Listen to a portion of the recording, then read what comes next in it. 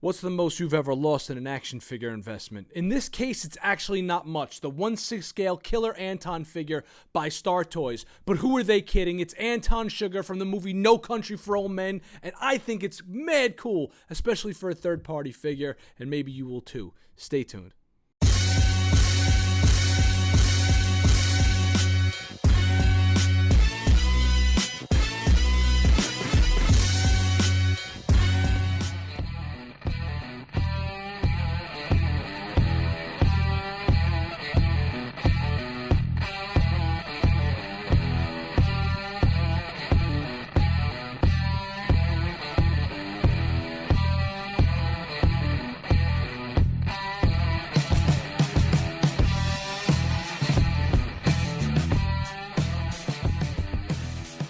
What classic movie 6-scale collection would be complete without your very own Anton Chigurh? It's a shame that the major parties like Hot Toys and Blitzway haven't done a figure of this magnitude. This is definitely 6-scale worthy. This is movie collection worthy. He's the scariest damn villain in practically all of movie history that's not a horror character. I love him. You wouldn't, if you weren't a fan of him, you wouldn't be watching this review anyway. He's got the 2 head sculpts, extra pair of red pants, a belt. He's got a bunch of different hands, and even though, as you can see from here, the colors aren't quite matching up on the hands, whatever pair of hands you do use, like you'll put on 2 hands, obviously, those colors will match. Like this is a little darker, right? This one is a little darker here. These 2 are the same color. This one is the same color as this hand here, and so on and so forth. So mix and match them to your heart content. Remember, this is third party, so it's not going to be perfect. I believe he comes with the stamp, but don't quote me on that. It's been a while since I opened him up. Now let's take a closer look at everything else. Oh, yeah, his captive bolt stunner. How can we forget his signature weapon? And his Remington semi-automatic shotgun. Let's take a look at the portraits. He does come with 2, which is a nice value for your money. This looks pretty dope. When you look at him straight on, his eyes look like they could be a little wonky, but they're really not. It's just the way the light captures them. At 3/4, he looks great. His face here is a little flush, so the paint is a little bit more reddish than it should be. Maybe it's from standing out in the Texas sun all day. I love the paintwork on his sideburns, though. You could see the flesh underneath, and that's really cool. I love the freckle work. That's really well done. I mean, the eyes could have been much, much better painted. Again, the eyebrows are nice, but this isn't a this is, come on, guys. We're talking about, third-party companies here. The hair is great. Love the different colors of brown in there, darker and lighter. Gives it some volume. I love that each strand of hair is individually sculpted, so that's really cool. As you can see there underneath, that's where it attaches. Now, I'm going to keep this here for a second. We're going to take a look at the smiling head, which I kind of actually really like. A lot of people like the other face. I mean, that's the more iconic face, but he had this goofy-ass smile, one scene in the movie, and this captures his likeness perfectly, I think, in that scene. This is actually a better likeness to the actor, I believe, from that scene than the other head sculpt is. But you know who it is. You know it's Anton Chigurh. You know it's Javier Bardem. The teeth on this are very, very well done. There's a little bit of gloss to them to show like that wetness around the mouth, which is cool. And obviously the paintwork around here is a little bit softer. I think even the eyes are better painted in this one. You could see that like one is even got like a little bit of a watery effect going on. From when someone smiles, sometimes their eyes could well up. But I'm going to put both heads side by side to give you guys an idea of the different colored paints that they use, right? One's a softer tone, obviously, with the smiling head, and this one's more reddish, right? So it's enough Anton Chigurh for me, I'll tell you that much. It looks just enough like the actor for me, for a third party, for not crazy-ass hot toy prices, that it checks all my boxes. I mean, look, in a perfect world, a company like Blitzway or Hot Toys would take this on, but they're too busy making fucking Iron Man, so we're going to have to settle for Star Toys on this one.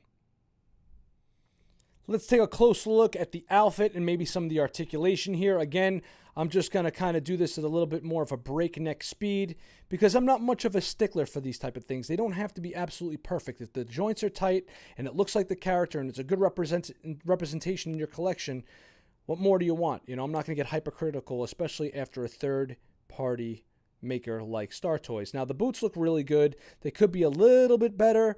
I think that the pants are supposed to be untucked. I haven't had a chance to untuck them, but I kind of like the way the boots look.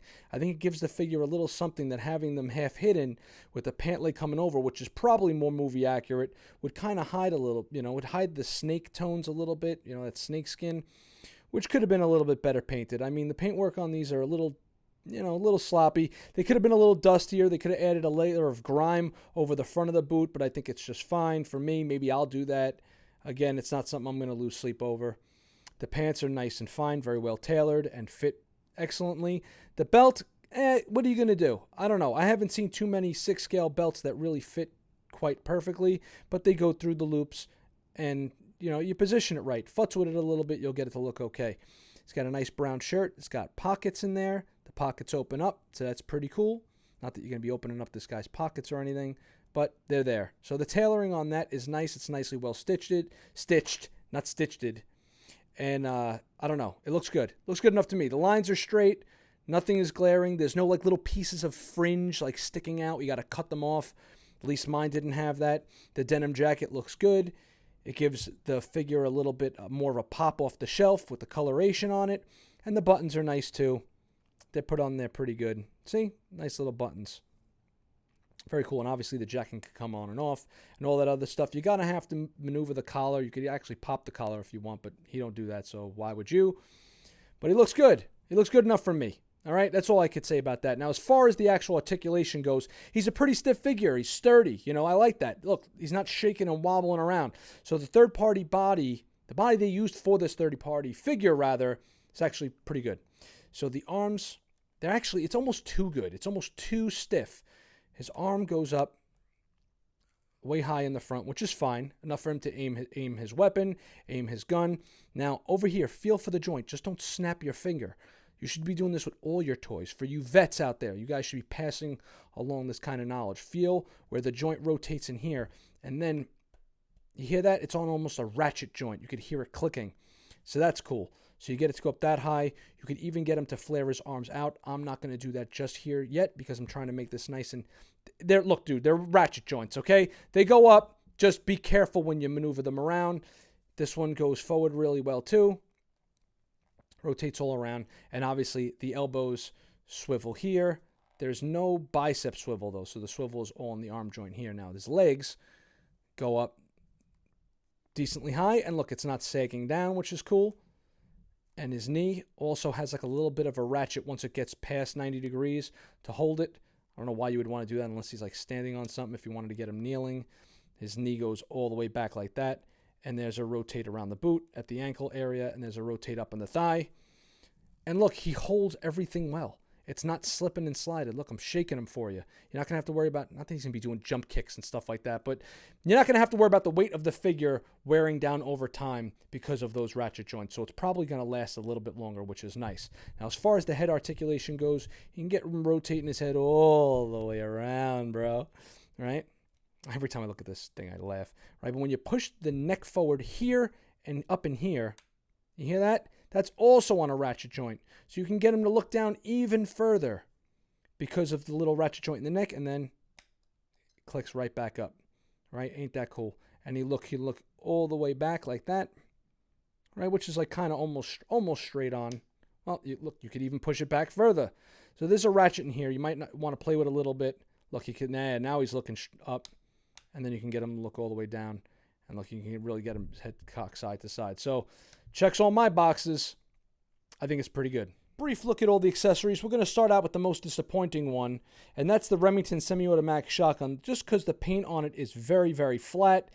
A little bit of customizing work. Get yourself some dry brush. You can get this thing looking pretty good, with very minimal effort. But this takes the hit. Mine kind of droops a little bit in the front where the suppressor is added to it. You have that. Fits into his hand nicely, too. Then you have his captive bolt stunner. All right, this thing is awesome. I actually broke mine, though. You see this piece right here is actually a little lever. Right where my thumb is, it's like a little lever that he hits it, and in the movie, he depresses it, and the air comes out. You can't really tell when he holds it in his hand, but be careful when you put it in and out of his hand for that reason. This nice little translucent tube is pretty cool, and the coloring on this is very, very well done. It's got some weight to it, too. I love the copper and the metallic colored mix. There's a lot of black wash in there. This thing looks legit. Very well painted. Very nice. He also comes with a separate pair of red pants. They're just plain old red pants. And what pair of pants wouldn't be complete without a nice brown belt to go along with it? And then he's got these metallic, they're metal, handcuffs, right? And they work, okay? They go in, They click in. You hear that little click there, and then you just got to kind of maneuver it to get them to pull out. And they go around his wrist nice, and these have some weight to them too, because I believe they're die cast. So very cool. You'll see where it chokes the cop out. This is what I was saying earlier about the hands, just to give you guys a quick example of the different colors. Look, see the different colors on these two hands? This one's darker than this. Maybe it's because he got his fist balled up and his blood pressure is running high. I mean, you can always go with that. Come up with your own thing. But his nails are cool to see, like how the hand has got like a little bit of rough spots on it and stuff like that. You can see like parts of the casting. You'll get that with third-party figures. In conclusion, we just want to say thanks for watching. Hopefully you enjoyed this review, and if you want to come back around here, click the subscribe button. I'm giving this 4 out of a possible 5 based on what it is, okay? I'm not comparing them to the greatest 6-scale figure ever created. It's a really dope figure. I'm happy it exists. I'm really happy that Star Toys made this and made it as well as they did, and that's good enough for me. I look at it, it makes me happy. You're going to open up your box. You're going to say, damn, the cardstock on this is incredible. You're going to be really happy. You're going to open it up. It's not a dead ringer for the actor, but it's good enough. It's not a caricature. It looks like Javier Bardem. And that's fine. For you super sticklers out there, and I know people out there are a little crazy neurotic when it comes to their action figure collecting, especially in the 6-scale world, you might want to get yourself a custom head sculpt. Maybe get yourself some rooted hair. Other than that, it's fine. He's got 2 head sculpts. Things that are great about it. The box. The tailoring on it is really dope. The body is mad sturdy, and I love the ratchet joints. The heads, I already said, are fine as far as I'm concerned. And the weaponry and the accessories are all well done with the exception of this thing, which you can customize. But let's face it, who's going to really pose them with this anyway? You're going to pose them with the tank. It's just what everyone is probably going to wind up doing. Other than that, misses on the figure. He should have came with the coin. You got to go get yourself a third-party coin. He needs to just have it. You need to just have it to know that he has it, even if you're not going to pose him with it, right? So his trademark coin, he definitely could have used. Maybe the briefcase in the movie. That would have been really cool. It's like a nice little extra. Other than that, I don't know what else he could have possibly came with. A third head sculpt, battle damage from when he gets hit by the car at the end of the movie. I mean, come on. How much more are you really going to ask for the price you're actually going to pay for this? So I'm happy with it. Hopefully you'll be happy too. Thanks for joining us on the channel, and we'll see you on a future episode or something like that. Take care, everybody. Godspeed.